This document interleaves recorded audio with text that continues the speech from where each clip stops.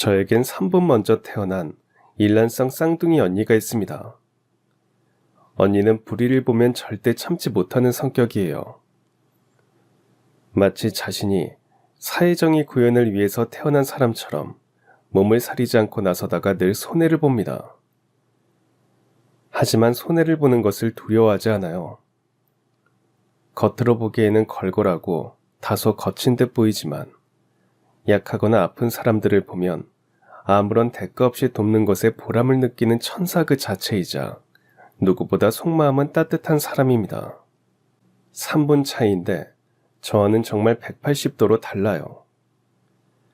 전 내성적이라서 사람들 앞에 나서는 걸 싫어하고 혼자 하는 것을 좋아하며 혼자 있는 게 제일 편안한 사람입니다. 반대로 언니는 늘 친구들을 몰고 다니고 한시라도 가만히 있지 못하는 사람이에요. 초등학교부터 고등학교 때까지 반장이나 회장은 거의 도맡다시피 했습니다. 언변도 좋고 성격도 시원시원하고 늘 다른 사람의 말에 귀를 기울이는 언니를 안 좋아할 친구는 없었죠. 네 언니가 우리한테 아들 같은 딸이야. 아들 같은 딸. 아주 든든해. 아유, 당신도 참. 가뜩이나 나대는 거 좋아하는 애한테 대놓고 아들 같다고 말하면 어째요. 그러다 정말 지가 아들인 줄 알겠어요. 그럼 뭐 어때? 요즘 세상에 아들, 딸 차별하는 것도 아니고. 두고 봐. 우리 수정이는 뭘 해도 딱 부러지게 할 녀석이니까. 언니는 부모님의 자랑이었습니다. 아들 같은 딸이자 아빠를 대신할 우리 집 가장이자 저에겐 늘 든든한 지원군이었어요. 그런데 우리 언니가 많이 아픕니다. 어느 날 갑자기 전신에 경련을 일으키면서 쓰러졌는데 병원에서 루게릭병이라고 하네요. 근육이 점점 위축되면서 결국에는 신체의 모든 기능이 서서히 줄어들고 숨을 멈추게 된다고 합니다.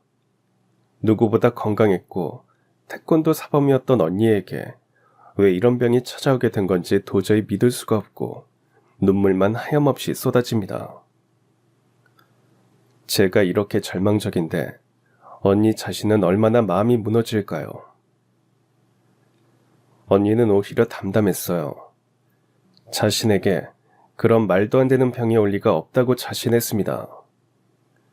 하지만 점점 그 불행은 눈앞에 현실이 되었어요. 처음엔 가끔 비틀대거나 어지러워하더니 어느 순간부터는 바로 걷지도 못했고 점점 걷거나 일어서는 것조차 힘들어했습니다. 그러면서 말도 어눌해지고 호흡도 가파지더니 결국 지금은 하루 종일 침대에 누워서 호흡기를 달고 있어야 연명할 수 있게 되었습니다. 병원에서는 언제 눈을 감아도 이상할 게 없다고 하네요. 그런 말을 하는 의사가 정말 원망스러웠습니다. 수술을 할 수 있거나 치료약이 있는 것도 아닌 병이랍니다. 그저 면역세포의 변이 현상 같다는데 도대체 그게 무슨 말인지 너무 답답합니다. 우리 가족 모두의 희망이자 삶의 원동력이었던 언니가 그렇게 된 뒤 전 매일매일이 고통이었고 슬픔 속에 빠져 살았어요. 그때 사귀던 사람이 있었는데 어느 날 청혼을 받았습니다. 하지만 전 망설였어요. 혼자 행복하자고 엄마와 언니를 내버려 둔 채 결혼을 하는 게 맞는 건지 모르겠더군요. 엄마가 하루 종일 언니 간호를 하는 탓에 제가 회사를 다니면서 생활비와 언니 치료비를 벌었거든요. 그래서 정작 남자친구가 있어도 결혼 자체를 진지하게 생각해보지는 않았습니다. 그렇다고 그 사람을 사랑하지 않은 건 아니었지만 제 형평상 결혼은 먼 나라 얘기 같았거든요. 그런 제 갈등을 알았는지 남자친구나 그의 어머니께선 결혼하고도 친정을 돕는 건 당연히 해야 한다고 용기를 주셨어요. 얼마나 감사한 일인지. 아직 뵙지는 못했고 전화통화로 몇 번 인사를 드리고 얘기를 나누었는데 목소리만 들어도 예비 시어머님이 얼마나 따뜻한 분이신지 느껴졌습니다. 엄마도 그런 시어머니가 없다고 하면서 정말 감사해하셨어요. 그렇게 전 예비 시댁에 인사를 가게 되었습니다. 예비 시어머니가 후리지아 꽃을 좋아하신다고 해서 하나를 안고 엄마가 마련해준 홍삼 세트를 들고 갔습니다. 조금 떨리고 긴장이 되었지만 예비 신랑이 손을 꼭 잡아주어서 안심이 되었어요. 집 안으로 들어서자 이미 맛있는 음식 냄새가 절 반겨주었습니다. 제가 온다고 어머니께서 이것저것 많이 장만했답니다. 드디어 그분을 뵙게 되었습니다. 어머니께서 무척 반갑게 절 맞아주시더니 갑자기 깜짝 놀란 눈으로 절 쳐다보시는 겁니다. 아가씨, 혹시 곽수정 씨 아니에요? 네? 곽수정요? 그건 우리 언니 이름인데 우리 언니를 아세요? 곽수정이 언니라고요? 네, 언니가 곽수정, 제가 곽성입니다. 세상에, 일란성 쌍둥이라는 소리는 들었는데 이렇게 닮을 수가. 너무 똑같네. 세상에. 곽수정이 언니라니 세상에. 이런 인연이 다 있나. 예비 시어머니께서는 제 손을 잡고는 계속해서 세상 일을 중얼거리시더니 문득 눈물을 흘리셨습니다. 그럼 언니는요? 내가 언니를 얼마나 찾았는데. 언니 좀 만나게 해줘요. 내가 꼭 언니를 만나야 해요. 무조건 언니를 만나야 한다는 그분의 말씀에 전 좀 당황스러웠습니다. 무슨 인연이 있는 건지 잘 몰랐지만 지금 언니 상태가 외부 사람을 만나는 게 불가능해서 어떻게 말씀을 드려야 할지 잠깐 고민이 되었습니다. 언니가 루게릭병이라고 대충 알고는 계셨지만 직접 눈으로 보면 혹시나 충격을 받으실까 걱정도 되었고요. 대충 들어 아시겠지만 언니 상태가 그래서요. 그런데 우리 언니하고는 어떻게 아시는 사이세요? 예비 시어머니는 잠시 눈물을 닦고는 깊은 한숨을 쉬셨습니다. 그리고 조심스럽게 말을 꺼내셨어요. 그제야 전 알게 되었습니다. 언젠가 언니가 3일간 실종된 적이 있었는데 그 실종의 비밀을 말입니다. 사실 3분 차이라고 하지만 저는 언니에게 3살 그 이상의 차이를 느끼고 살았어요. 언니는 늘 어른 같고 항상 타인을 먼저 생각하는 사람이었죠. 선천적으로 누군가를 돕는 것을 무슨 사명처럼 여기는 사람이었습니다. 몸을 쓰는 것을 질색하고 사람들과 어울리는 것을 좋아하지 않고 그저 혼자 책을 보는 걸 더 좋아했던 저는 활동적이고 씩씩하고 사람들에게 인기가 많은 언니가 참 부러웠습니다. 언니는 10살부터 아버지를 따라 휴일이면 늘 등산을 다녔어요. 12살부터는 동네 태권도장에서 태권도를 배웠죠. 전 그때 동네 미술학원이나 독서학원을 다녔습니다.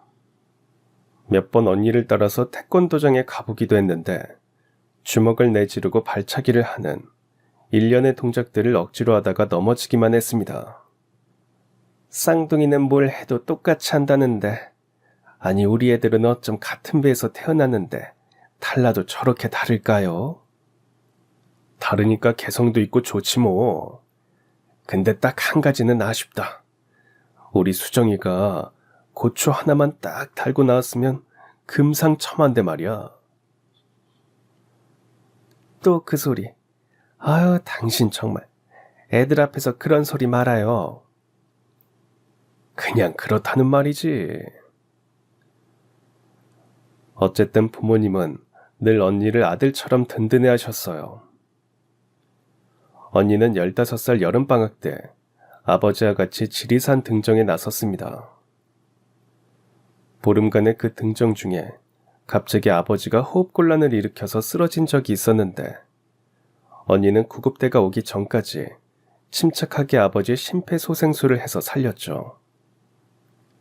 어린애가 산악의 위치를 정확하게 알려주고 산악대원이 빠르게 올 수 있게 아버지를 적당한 위치까지 부축해서 내려왔다는 겁니다.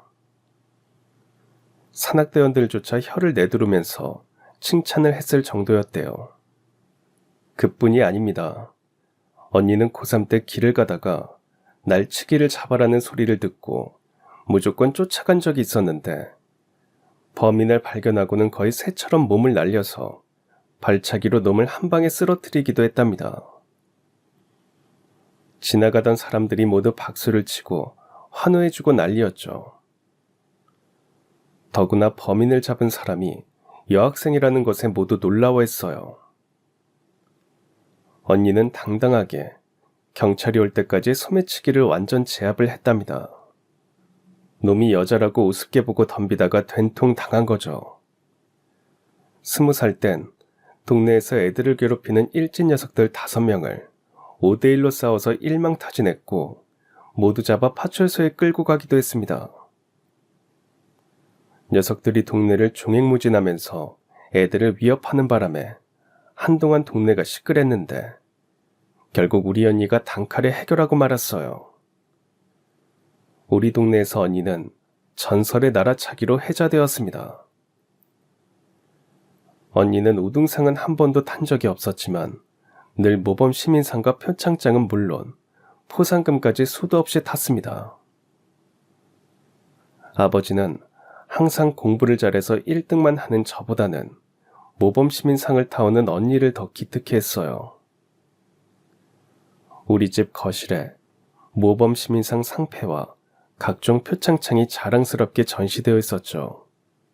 아버지는 집에 놀러오는 사람들에게 상장을 일일이 설명하면서 입에 침이 마르도록 언니 자랑을 하셨습니다. 그렇게 언니는 아버지의 자존심이자 자부심이었어요. 어찌 보면 언니만 편애하는 아버지가 미울 만도 한데 전 전혀 그렇지 않았습니다.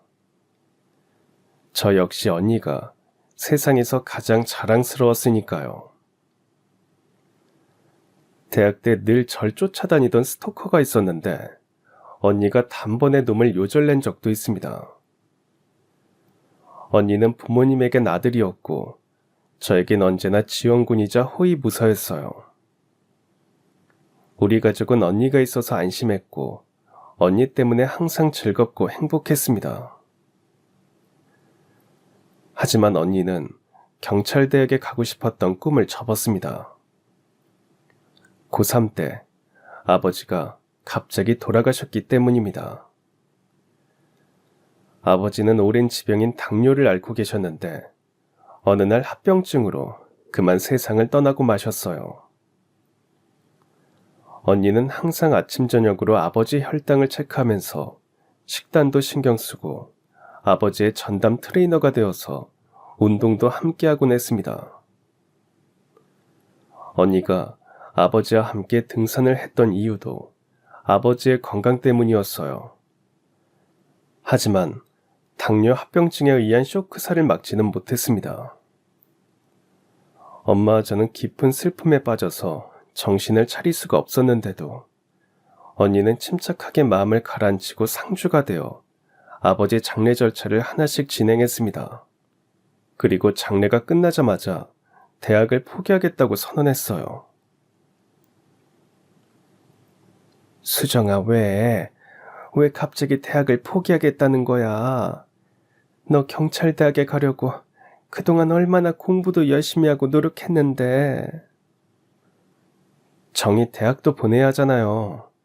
지금 우리 형편에 둘 다 대학 가는 건 무리예요. 전 태권도 사범 자격증 따서 사범하면서 돈부터 벌게요. 언니, 나 때문에 꿈을 접겠다고?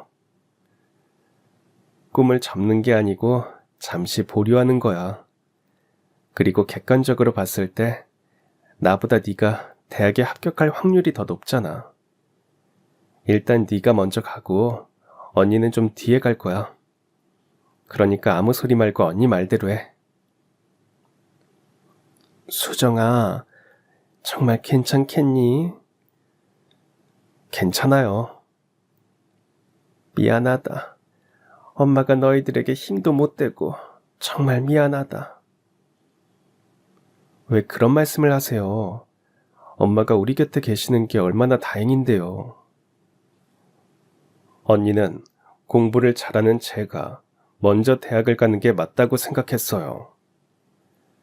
자신은 당분간 태권도 사범을 하면서 제 학비와 생활비를 벌 계획이었습니다. 전 언니의 희생으로 대학에 간다는 것이 너무 미안했어요.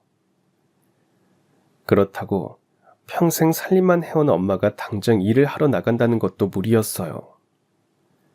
엄마는 저나 언니보다 더 세상 물정을 몰랐거든요. 늘 아버지가 벌어오시는 월급을 이리 쪼개고 저리 쪼개서 알뜰히 살림만 하셨으니까 누구 앞에 나가서 뭘 한다는 것 자체가 두려운 사람이었습니다. 언니는 기꺼이 자신의 어깨에 가장의 짐을 얹었고 모든 것을 짊어지려 했습니다. 오랫동안 준비해왔던 자신의 꿈도 가족을 위해서 기꺼이 포기하는 것에 전혀 슬퍼하지 않았어요. 제가 미안해할까봐 오히려 자신이 할 일이 있어서 기쁘다고 말해주던 언니였습니다. 곧바로 태권도 사범 자격증을 딴 언니는 선배의 태권도장에 취직을 해서 일을 했어요. 언니의 하루는 정말 쉴 틈 없이 돌아갔습니다. 새벽에는 운동 삼아 한다면서 신문과 우유 배달을 했고 오전과 오후에 사범 일을 했어요. 퇴근 후엔 식당에서 설거지나 청소를 하면서 생활비를 벌고 제 등록금도 댔습니다. 전 조금이라도 언니의 짐을 덜어주기 위해서 과외 알바를 하면서 제 책값이나 용돈은 벌어서 썼어요. 그러면서 결심했죠. 대학을 졸업하고 취직하면 반드시 언니가 꿈을 이룰 수 있게 뒷바라지 해주겠다고 말입니다. 언니는 돈만 번 건 아니었어요. 틈틈이 지역과 사회를 위해서 자신이 뭘 할 수 있는지 늘 고민하는 사람이었습니다. 명예 방범대원이 되어 밤길 혼자 가는 것을 무서워하는 여성들의 길잡이를 자청했고 마을 곳곳에 혼자 사는 외로운 어르신들의 말벗도 되어드렸어요. 태권도장에서 셔틀버스를 사용하지 않을 때는 태권도장 원장님께 부탁해서 어르신들을 병원에 모셔다 드리는 봉사도 했습니다. 뿐만 아니라 소년소녀 가장들이 태권도를 배울 수 있게 자신의 월급의 10%는 항상 아이들을 위해서 썼습니다. 건강한 육체에 건강한 정신이 깃드는 법이다. 알겠나? 언니는 항상 아이들에게 그렇게 가르쳤습니다. 아이들이 건강하게 잘 자라야 마을도 사회도 세상도 건강해진다고 믿었어요. 이렇게 완벽한 언니에게 딱 한 가지 없는 게 바로 연애세포였습니다. 선천적으로 그건 안 타고났나 봐요. 겉으로 걸걸하고 화끈하다 보니 남자들이 쉽게 접근하지 못하는 것 같았습니다. 그게 늘 엄마의 걱정거리였어요. 네 언니 혹시 독신주의자니? 아니, 그런 소리 못 들었는데. 왜요? 내가 정말 창피해서 못 살겠다. 아니, 저 아래 정육점 하는 사장님 조카가 우연히 태권도복 입은 언니를 보고 반해서 데이트 신청을 했나봐. 네 언니가 다짜고짜 그 사람한테 태권도 배운 적이 있냐고 물었대. 그래서 그 사람이 어릴 때 좀 배웠다고 했는데 당장 시합을 해서 자기를 이기면 만나주겠다고 했단다 글쎄. 나 참 니네 언니 왜 그러니? 그래서 시합을 했대? 아주 그 조카를 묵사발을 만들었단다. 내가 미안해서 이제 그 정육점을 어떻게 가니? 그렇다고 언니는 비혼주의자는 절대 아니라고 했어요. 언젠가는 자신을 능가할 남자를 만나게 될 거라고 말했고 항상 기다리고 있다고 했습니다. 과연 그런 남자가 있을까요? 언니는 성격도 좋고 늘 솔선수범하니까 주변에 사람들이 자석처럼 붙어 다녔습니다. 남자만 빼고요.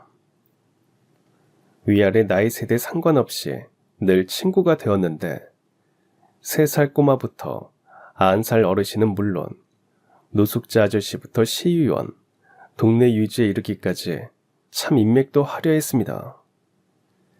심지어 동네 파출소 소장님은 늘 언니에게 경찰대학에 가라고 권할 정도였죠. 전 언니의 꿈을 이뤄주기 위해서 열심히 공부를 했고 대학을 졸업 후 드디어 대기업에 취직을 했습니다. 언니는 누구보다 기뻐해 주었어요. 우리 정이 정말 축하한다. 역시 내 동생이다. 이제 언니 차례야. 언니가 그동안 날 위해 희생했으니까 이제 내가 언니를 위해 보답할 거라고. 언니, 이제라도 경찰대학에 가. 내가 뒷바라지 해줄게. 나 이거 대학 들어갈 때부터 생각한 거야. 그러니까 거절하지 마. 그건 배신이야. 하지만.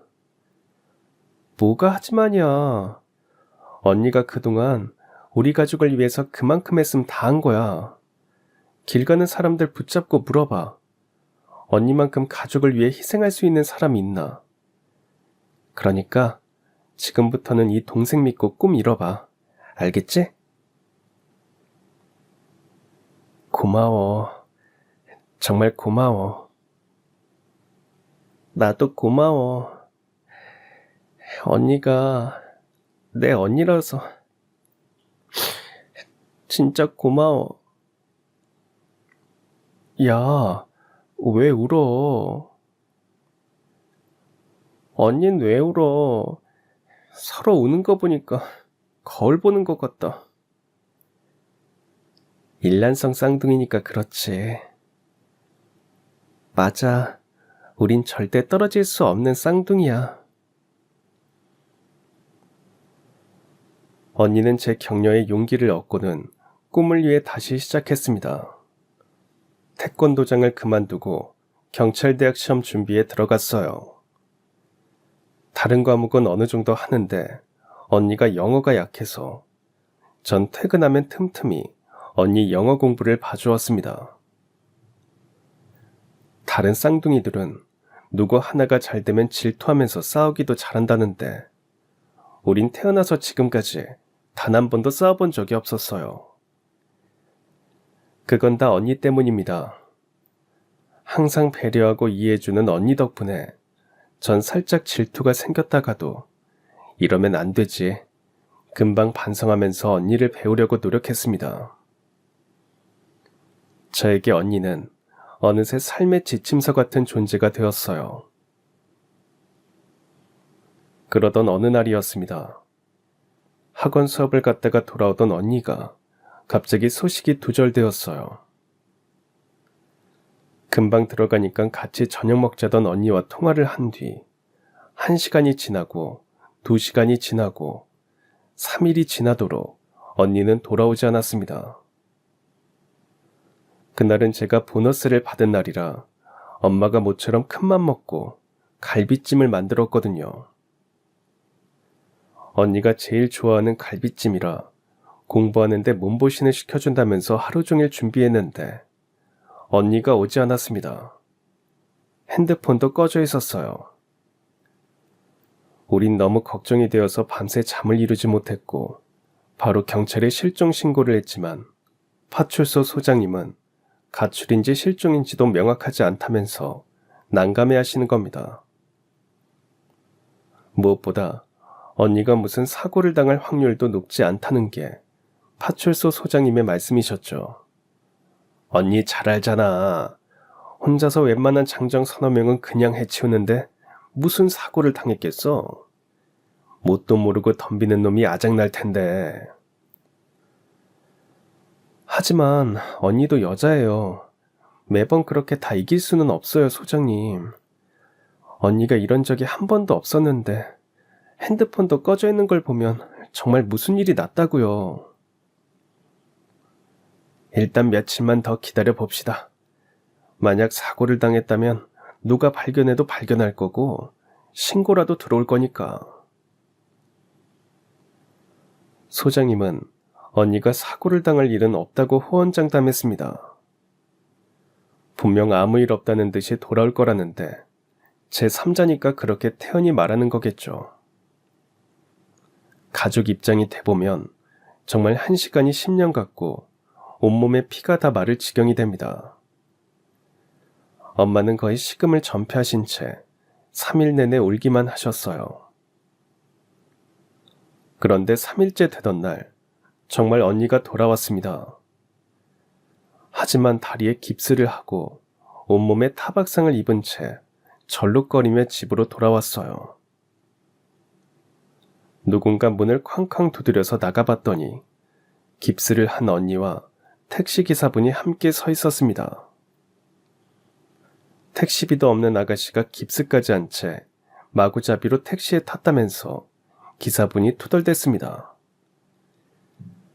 택시비를 결제하고 언니를 부축해서 겨우 집으로 들어오는데 엄마는 언니를 보자마자 긴장이 풀리면서 그대로 주저앉았습니다. 엄마, 죄송해요. 네가 엄마 죽는 꼴 보려고 이러는 거야? 어? 도대체 그 꼴은 뭐냐? 언니, 정말 무슨 일 있었던 거야? 다리는 왜 그래? 핸드폰은 왜 꺼져 있어? 어디서 뭘 한 거야, 어? 아무 일도 아니야. 보시다시피 조금 다쳤을 뿐이야. 또 누구랑 싸운 거냐? 아이, 엄마, 내가 싸움 달기야? 그리고 내가 누구랑 일부러 싸우는 거 봤어? 그럼 왜 핸드폰은 꺼져 있었는데? 꺼진 게 아니고 잃어버렸어. 어디서 떨어졌나 봐. 언니, 지금 그걸 말이라고 해? 집에서 기다리는 엄마하고 나는 생각 안 해? 미안, 그렇게 됐어. 야, 곽수정, 너 진짜 엄마한테 맞아볼래, 어? 죄송해요, 엄마. 진짜 잘못했어요. 다시는 안 그럴게요.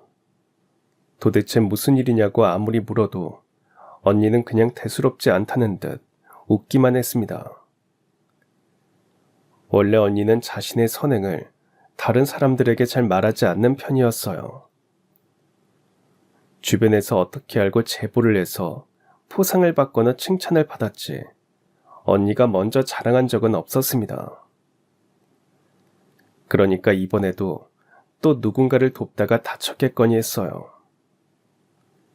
다시는 연락 없이 외박을 하지 않겠다는 각서까지 썼습니다. 곧 경찰대학 시험도 있는데 다리 깁스가 그때까지 안 나을까봐 걱정이 들었습니다. 언니는 다시 일상으로 돌아왔고 깁스를 한 탓에 학원 수업 대신 동영상 강의를 들었습니다. 그리고 2달 뒤 깁스를 풀고는 막바지 시험 준비에 박차를 가했어요. 그런데 시험을 한 달 앞둔 어느 날 언니가 갑자기 쓰러졌습니다. 공부하다가 바람을 쐴 겸 동네 산책을 나갔다가 정신을 잃었다는데 병원으로 달려가 보니 언니는 별일 아니라고 그냥 웃는 겁니다. 너무 무리해서 공부하느라 그런 것 같다고 얼버무리는 게 이상했어요. 제가 직접 의사를 만났는데 정말 청천벽력 같은 소리를 듣고야 말았습니다. 근육 위축증 같습니다. 네? 근육 위축증요? 그게 흔히 말하는 루게릭병이라는 겁니다. 그럼 수술하면 되나요? 아니요. 그 병은 수술도 못하고 특별한 치료약도 없습니다. 그럼 우리 언니는 어떻게 되는 건가요? 그게 지금으로선 병의 속도를 늦추는 정도밖에는, 재활 치료를 해도 속도를 얼마나 늦출 수 있는지는 장담 못합니다. 그럼 나중에는 죽을 수도 있다는 겁니까? 결국에는 그렇게 되겠죠. 너무도 건조하게 말하는 의사를 보면서 전 너무 기가 막혀서 눈물도 안 나왔습니다. 아니, 도저히 믿기지 않았어요. 세상에서 가장 건강하고 강건하고 씩씩하고 당당했던 우리 언니에게 왜 이런 말도 안 되는 불행이 닥친 건지 정말 하늘이 원망스러웠습니다. 지금까지 선행과 봉사의 삶을 살아온 언니에게 왜 이런 시련을 주시는지 신에게 따지고 싶었어요. 전 혹시나 하는 마음에 억지로 언니를 데리고 여러 군데 병원을 다 가봤습니다. 하지만 결론은 같았어요. 결국 근육이 점점 위축되면서 사망하는 불치병이라고 했습니다. 언니는 겉으로 괜찮다고 했지만 밤에 혼자서 소리 죽여 울었습니다. 저와 엄마가 알면 더 절망할까봐 차마 소리도 내지 못한 채 언니는 이불을 뒤집어쓰고 하염없이 울었어요. 전 정말 언니를 위해서 할 수 있는 게 아무것도 없었습니다. 돌아가신 아버지도 원망스러웠어요. 아버지 납골당에 가서 얼마나 울었는지 모릅니다. 아빠, 거기서 뭐 하세요? 우리 불쌍한 언니 지켜주셔야죠. 왜 그러고 계세요? 언니 좀 살려주세요. 아빠, 누구보다 언니 사랑했잖아요. 제발 언니 좀 살려주세요, 네? 아빠. 하지만 언니의 상태는 점점 심각해졌습니다. 걷는 것도 어려워지고 말도 어눌해졌어요. 어느 순간 아무리 서려고 해도 다리에 힘이 들어가지 않아서 넘어지기만 했습니다. 기어가는 것도 근육이 없다 보니까 쉽지 않았어요. 결국 경찰대학도 포기했고 언니는 깊은 좌절 속에 빠졌습니다. 하루 종일 침대에 누워 있어야 하는 자신의 모습이 고통스러운 듯 소리를 지르거나 오열하다가 지쳐 잠이 들곤 했어요. 언젠가는 죽겠다고 난리를 쳐서 엄마가 그냥 같이 죽자고 통곡을 하는 바람에 새 모녀가 서로 끌어안고 밤새 울기도 했습니다. 하지만 전 어떻게든 언니를 회복시키기 위해 휴일이면 전국의 소문난 한의원마다 언니를 태우고 다니면서 진료를 다 받아보게 했어요. 침술로 용하다는 한의사도 만났고 몸에 좋다는 약출한 약초는 수소문해서 언니에게 다려 먹이기도 했습니다. 정말 지푸라기라도 잡는 심정으로 할 수 있는 모든 것을 다 했어요. 하지만 언니의 상태는 도통 나아질 기미가 안 보였습니다. 이제 언니는 호흡기를 달지 않으면 숨도 제대로 못 쉴 지경이 되었어요. 그즈음부터 전 지쳐갔습니다. 평일에는 회사 일을 하면서 휴일이면 언니를 데리고 병원을 돌아다니다 보니까 사는 게 참 고단했어요. 그래도 회사 일에 지장을 줄까봐 잠까지 쪼개가면서 보고서를 작성하고 출장을 다니기도 했습니다. 다행히 회사에서 실력을 인정받아서 다른 동기들에 비해 승진도 빨리 됐지만 차마 엄마에게는 말하지 못했어요. 언니 걱정으로 매일 산다는 것 자체가 고통인 엄마에게 제가 잘 되고 있다는 얘기가 무슨 의미가 있을까 싶어서 하지 못했습니다. 가끔은 저도 힘든데 오직 언니 생각만 하는 엄마가 서운할 때도 있었어요. 저도 사람인지라 한계를 느낄 때도 많았고 언니 앞으로 병원비며 치료비가 너무 많이 들어가서 여러 번 대출을 하다 보니 월급에서 대출 이자와 원금을 내고 나면 남는 것도 별로 없어서 허탈할 때도 있었습니다. 어차피 언니가 회복될 것도 아닌데 하는 마음이 들 때면 차라리 언니가 죽는 게 서로에게 덜 불행한 일이 아닐까, 그런 나쁜 생각을 하기도 했습니다. 모든 희망이 사라진 그때 유일하게 저에게 위로와 안식처가 돼준 사람이 있었습니다. 재현 씨였어요. 어느 날 사는 게 너무 지치고 힘들어서 길을 걷다가 너무 따뜻해 보이는 찻집을 발견하고 들어갔습니다.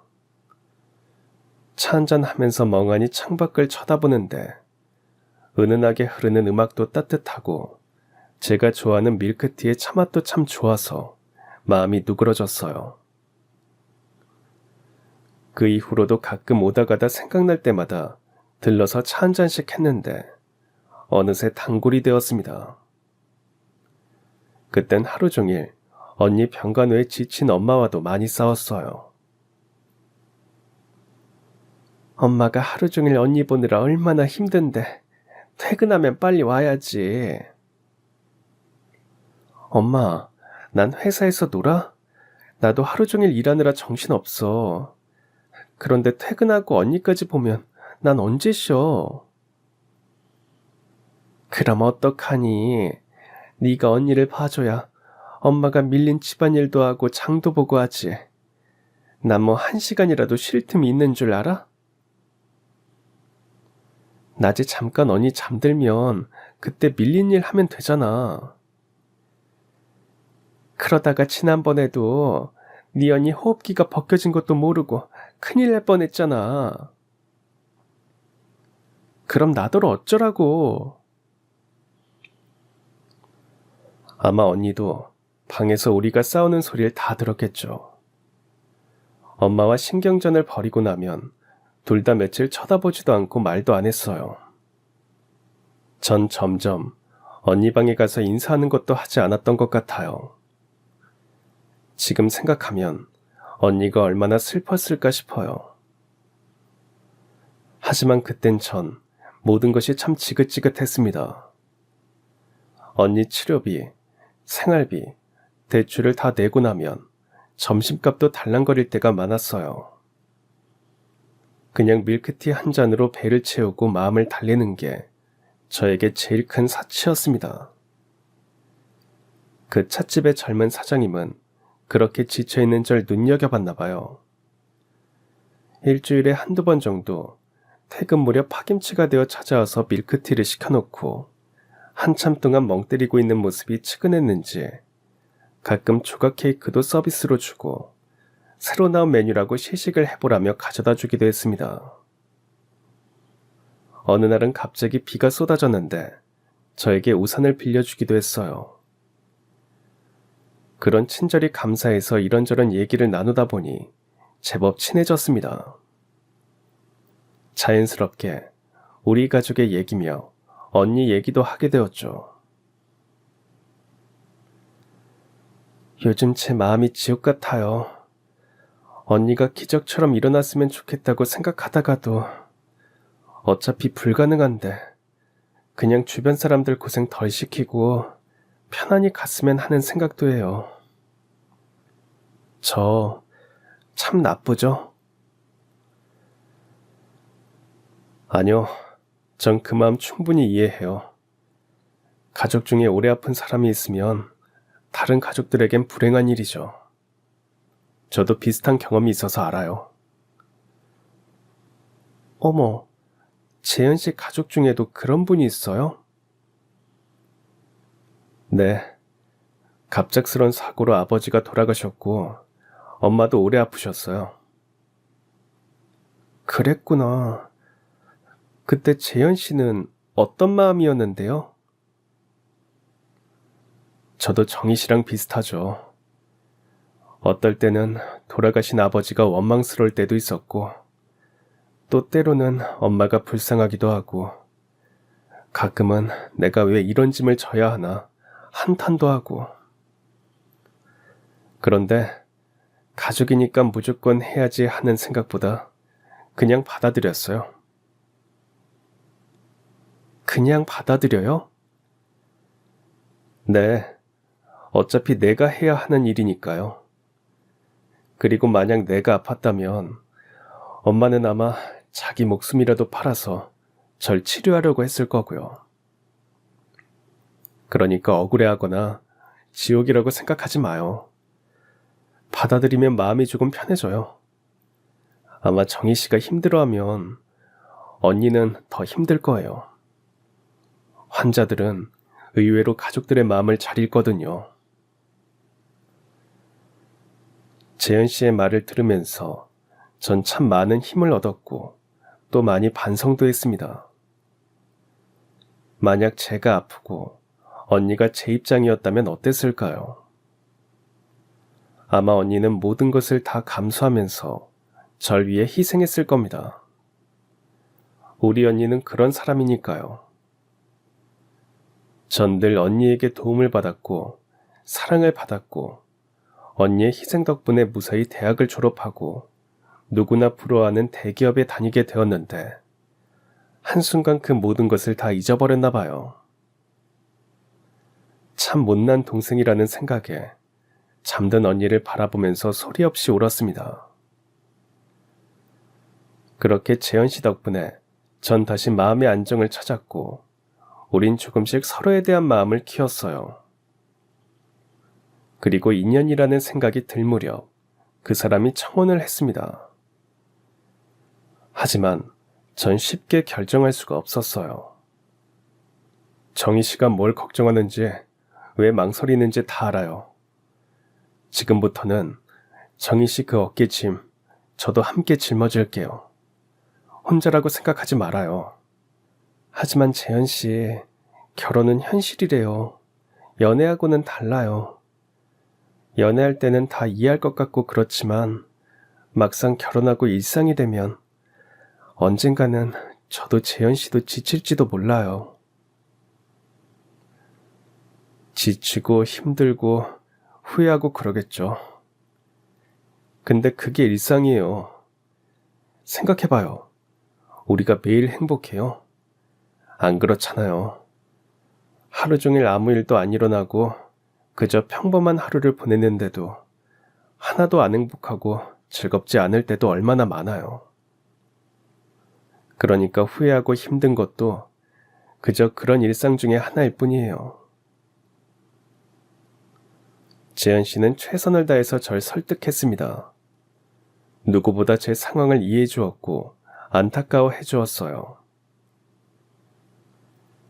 사실 난 아직도 아버지가 돌아가셨다는 게 믿기지 않을 때도 있어요.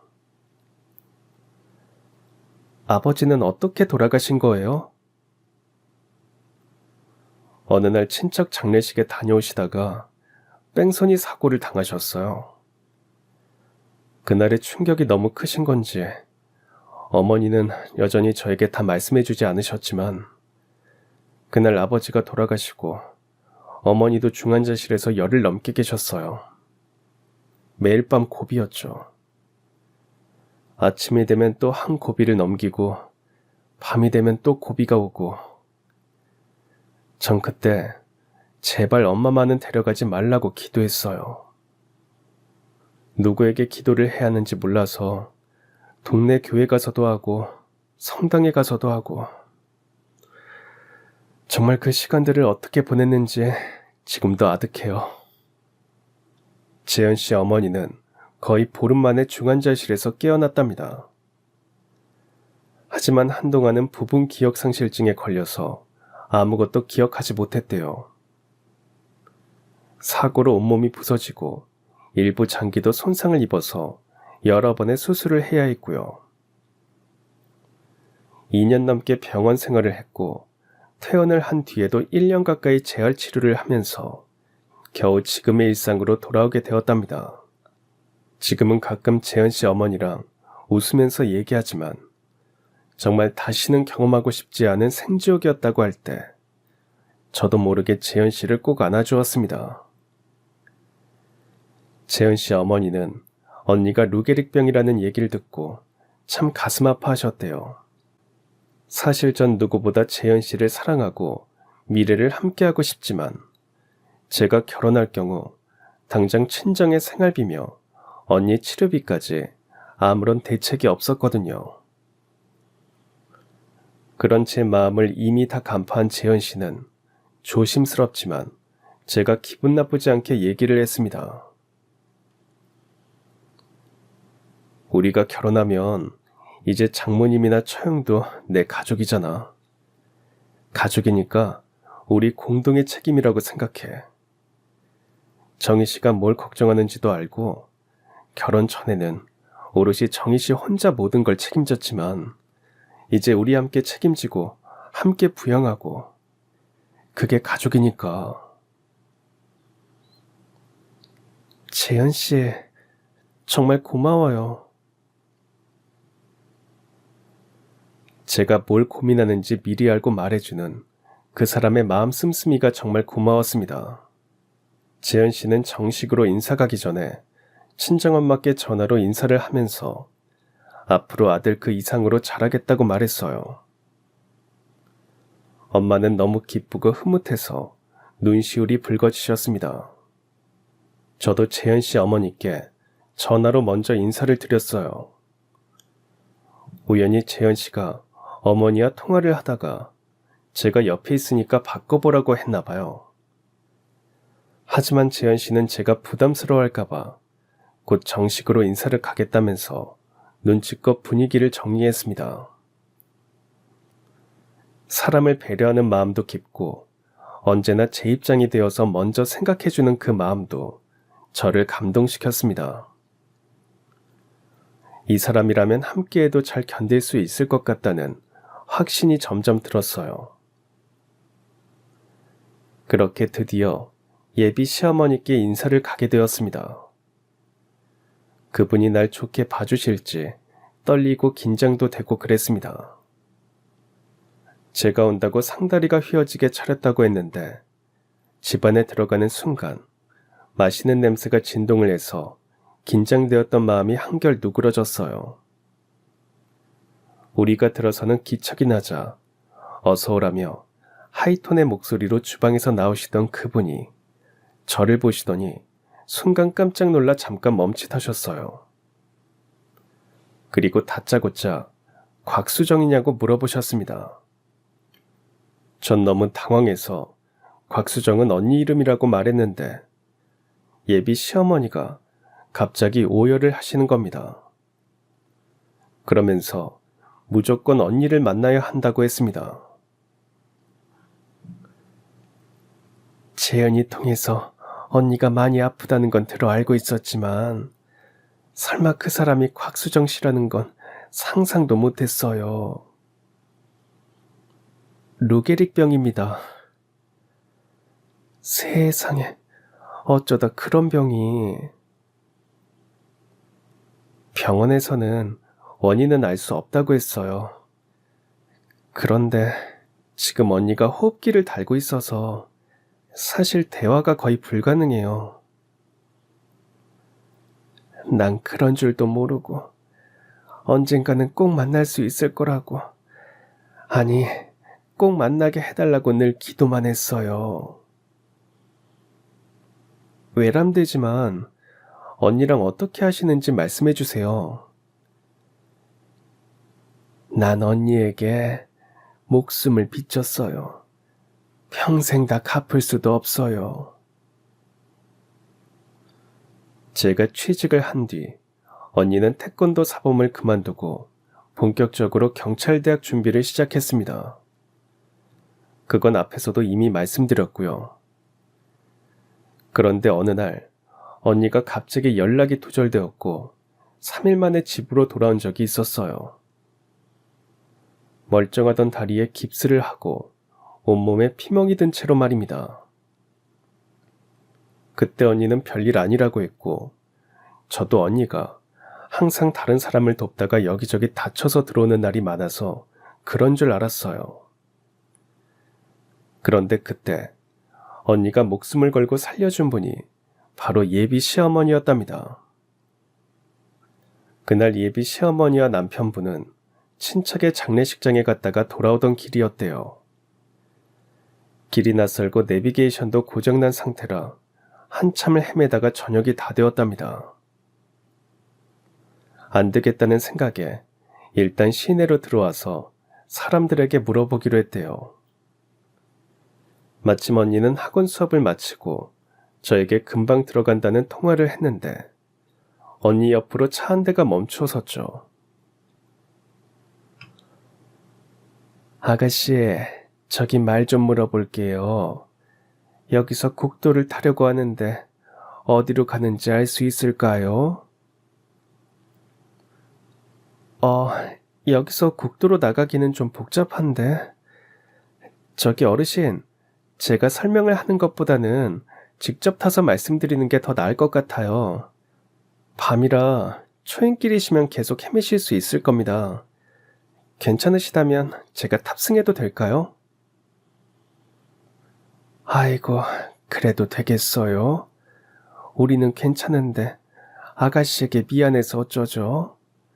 어디 바쁘신 일 없으세요? 네, 전 집에 가는 길이었어요.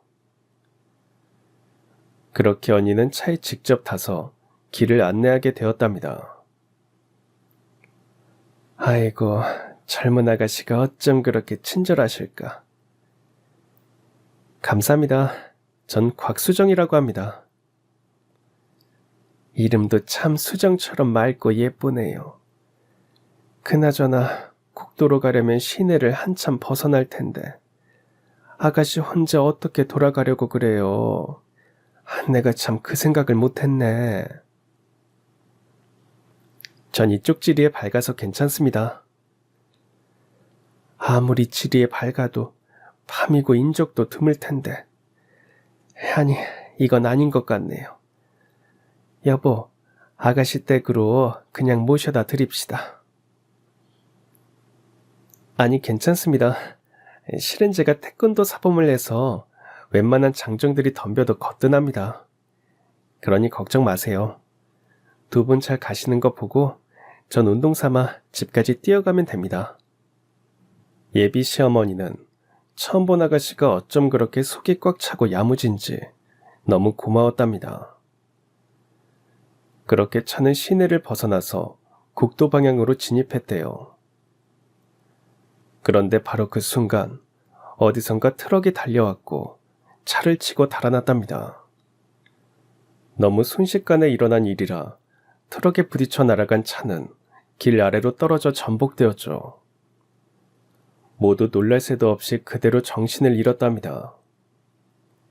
얼마나 시간이 지났는지 알 수 없을 정도로 밤은 깊었고 제일 먼저 의식을 차린 언니는 보조석에 널브러져 있는 예비 시어머니를 깨웠지만 의식이 없었대요. 창문을 부수고 시어머니를 차 밖으로 꺼낸 뒤 운전석을 보니까 남편분이 안 보였죠. 어둠 속에 손으로 더듬어서 주변 숲을 헤치다 보니까 이미 남편분은 숨을 거둔 상태였답니다. 언니는 다리가 부서지고 온몸에 타박상을 입어서 제대로 걷지도 못했지만 다리를 질질 끌고 다시 예비 시어머니에게 와서 심폐소생술을 했습니다. 거의 지쳐갈 무렵 기적처럼 예비 시어머니의 정신이 돌아왔답니다. 어르신, 정신이 좀 드세요? 아이고, 우리 남편은요. 일단 아무 생각 마시고 움직이지도 마시고 이대로 계세요. 제가 신고를 할게요. 언니는 차마 남편분이 돌아가셨다는 말을 못했대요. 아마도 예비 시어머니가 절망하실까봐 그랬던 것 같았죠. 차가 전복되면서 핸드폰을 잃어버린 탓에 언니는 다리를 질질 끌고 언덕을 기어 올라가서 지나가는 차를 잡으려고 안간 힘을 썼답니다. 어렵게 지나가는 차를 잡았고 대신 신고를 좀 해달라고 했죠. 그리고 경찰차와 구급차가 올 때까지 예비 시어머니가 정신을 잃지 않도록 계속 말을 걸고 또 걸었답니다. 어르신, 정신 잃으시면 안 됩니다. 어르신, 제 이름 혹시 기억나세요?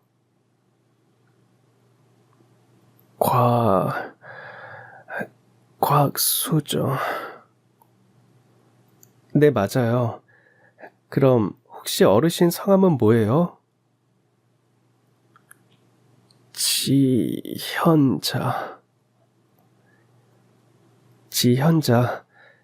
지현자 어르신, 제 말 듣고 계시죠? 이제 곧 구급차가 올 거예요. 조금만 더 참으세요. 어르신, 정말 잘하고 계세요. 조금만 더 참으세요. 언니도 다리가 부러져서 극심한 고통을 겪었을 텐데도 전혀 아픈 티를 내지 않고 예비 시어머니를 격려하고 위로하면서 그 죽음의 순간들을 같이 이겨냈답니다. 다행히 빨리 경찰차와 구급차가 오고 두 분이 구급차에 실려가는 것을 본 뒤에야 언니는 정신을 잃었대요. 언니 역시 경찰차에 실려 병원으로 갔고요. 하지만 남편분은 현장에서 즉사하셨고 예비 시어머니는 언니가 응급조치를 한 덕에 무사하셨답니다. 온몸이 골절되고 장기 일부가 손상되면서 응급수술이 진행되었죠. 이후 여러 번의 수술을 더 받았고 중환자실에서 거의 보름 만에 깨어났답니다. 하지만 예비 시어머니가 정신을 차린 뒤에도 잠시 부분 기억상실증에 걸리는 바람에 언니에 대한 생각을 하지 못했대요. 그 사이 언니는 병원에서 깁스 처치를 받고는 입원해야 한다는 권유에도 불구하고 3일 만에 집으로 돌아왔던 겁니다. 그때 언니는 다리에 깁스를 하고 온몸이 피멍이 든 채 3일 만에 집에 왔어요. 저와 엄마는 언니가 연락이 안 돼서 발을 동동 구르고 있었습니다. 그런데 언니는 별일 없었다고만 했죠. 언니가 예전에도 사람들 도와주다가 다치는 일이 종종 있어서 전 그런 줄만 알았어요. 그랬군요. 내가 좀 더 일찍 정신이 돌아왔어야 했는데 겨우 기억이 다 돌아왔을 때는 이미 시간이 꽤 지난 뒤였어요. 언니에 대해 아무것도 알 수 없었어요. 경찰도 언니가 연락처를 남기지 않은 채 사라졌다고 하더군요. 제가 기억하는 건 언니 이름과 그 얼굴이었어요. 회복이 된 뒤에는 혹시나 언니를 만날 수 있을까 해서 그때 그 건널목에 늘 가보곤 했어요. 주변에 학원들이 많아서 혹시 수험생인가 생각도 했고요. 그런데 통 언니를 만날 수 없었어요. 네, 언니가 학원을 다녔지만 깁스를 한 뒤에는 집에서 공부를 했어요. 그러다가 경찰대 시험을 한 달 앞두고 갑자기 발병이 돼서 지금까지. 난 그런 줄도 모르고 그렇게 착한 사람이 어쩌다가. 아휴, 내 가슴이 이렇게 찢어지는데 동생하고 어머니는 얼마나 고통스러우실까. 괜히 나 때문에 그런 험한 병에 걸린 건 아닌가. 그저 죄송하네요. 아닙니다. 그런 생각 마세요. 언니 덕분에 다시 살게 된 예비 시어머니는 언젠가는 곽수정이라는 아가씨를 만날 수 있을 거라고 생각했답니다. 보통 인연은 아니라고 믿었대요. 그리고 뺑소니 트럭을 잡았고 거액의 보험금도 탔대요. 남편분의 회사에서 퇴직금과 위로금이 나와서 꽤 큰 금액을 받았답니다. 앞으로는 남편 없이 평생 먹고 살아야 하니까 예비 시어머니는 그 돈으로 건물을 샀고 외곽으로 이사를 가서 집도 지었답니다. 지은 씨가 아는 찻집 그 건물이 바로 시어머니의 것이었어요. 그리고 그 옆 건물도 모두 시어머니의 건물이었고요. 예비 시어머니는 한참 제 손을 놓지 못한 채 눈물을 보이셨습니다. 전 언니와 시어머니의 사연을 듣고 이게 무슨 운명인지 참 기분이 묘했어요. 시어머니는 자신의 생명의 은인인 언니가 그런 상태가 된 것에 너무 가슴 아파하셨습니다. 그렇게 예비 시어머니는 언니를 만났습니다. 호흡기에 의지한 채 하루하루 버겁게 버티고 있는 언니를 보자마자 눈물을 보이셨어요. 혹여 언니가 울음소리를 듣고 힘들어할까봐 꾹꾹 눌러 참는 그 모습을 보면서 저도 엄마도 가슴이 미어지는 것 같았습니다. 정말 너무너무 죄송합니다. 이제야 찾아뵙게 되어 너무너무 죄송해요. 아닙니다. 우리 수정이를 기억해 주신 것만이라도 오히려 감사해요. 전 수정 씨에게 은혜를 입었습니다. 평생 다 갚지도 못할 거예요. 저도 감사합니다. 우리 정희를 며느리로 맞아주시고 훌륭하신 아드님을 제 사이로 보내주셔서 정말 감사합니다. 우리 두 집안이 정말 운명인가 봅니다. 시어머니는 당장 언니를 국내 최고의 병원에 입원시키고 의료진들에게 치료받게 했습니다. 하지만 그 병 자체가 특별한 수술이나 치료제가 없다 보니 회복되는 건 불가능했어요. 그래도 시어머니는 언니가 편하게 지낼 수 있게 VIP룸에 입원을 시키고 전문 간병인까지 붙여주었습니다. 시어머니는 매일 언니를 찾아가서 언니를 보살피고 말도 걸어주고 그러셨고요. 그리고 2년 뒤 언니는 참 편한 모습으로 숨을 거두었습니다. 시어머니는 언니를 꼭 안고 한참을 우셨어요. 언니 장례를 치른 뒤 전 재현 씨와 결혼을 했습니다. 그리고 시어머니는 제 앞으로 건물 한 채를 등기 이전해 주셨어요. 네 결혼 선물이다. 어머니, 이건 좀 과한 선물 같습니다. 아니다. 넌 받을 자격이 충분해. 훌륭하고 착한 언니와 그 언니를 살리려고 애를 쓴 너를 보면서 이 나이에도 난 참 느끼는 게 많았다. 오히려 네가 내 며느리로 과하다고 생각해. 그러니까 아무 소리 말고 봐도. 고맙습니다, 어머니. 시어머니의 진심이 사무치게 와닿아서 전 더 이상 거절도 못했습니다. 시어머니는 언니를 보내고 쓸쓸해하시는 친정엄마에게 전원주택에서 같이 살자고 권하셨어요. 사돈지간이 참 어려운 사이지만 우린 서로의 자식을 나눠 가진 사이가 아닙니까?